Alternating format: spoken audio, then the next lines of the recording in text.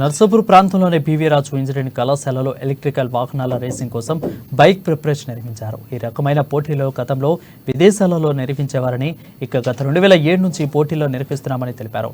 Event manager Muralikrishna గతంలో petrol తోసి నడిపే వాహనాలను విద్యార్థులకు తయారు చేసి నడిపేవారని, 2015 నుండి ఎలక్ట్రానిక్స్ ఇంజనీరింగ్ విభాగంలో వీటిని తయారు చేసి ప్రయోగాలు చేశారని అన్నారు. వీటి ఖర్చు 8 లక్షల వరకు అవుతుందని, వివిధ కేటగిరీలో పోటీలు నిర్వహిస్తున్నామని అన్నారు. ముందుగా బురదలో, నీళ్లలో, రాళ్లలో, గుంతలలో, కుట్టలలో వీటి పోటీలు నిర్వహిస్తామని వారు తెలిపారు. ఈవెంట్ మేనేజర్ మురళీకృష్ణ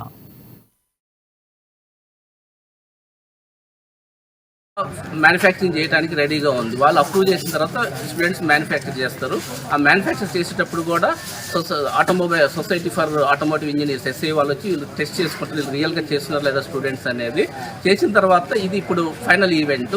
ఇది 4 days నడుస్తుంది. ఇది 6th స్టార్ట్ అయింది, అప్ టు 9th వరకు ఉంటుంది. 6th, 7th, 8th static and preliminary dynamic events. Static events అంటే టెక్నికల్ ఇన్స్పెక్షన్ 1, అంటే మెకానికల్ ఇన్స్పెక్షన్, ఎలక్ట్రికల్ ఇన్స్పెక్షన్ చూస్తారు.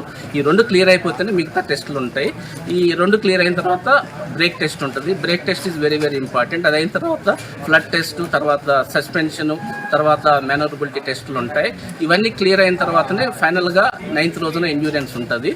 ఈ టెస్టులతో పాటు ఏంటంటే మనకి కమ్యూనికేషన్ స్కిల్స్ కానీ, మార్కెటింగ్ స్కిల్స్ పెంచడానికి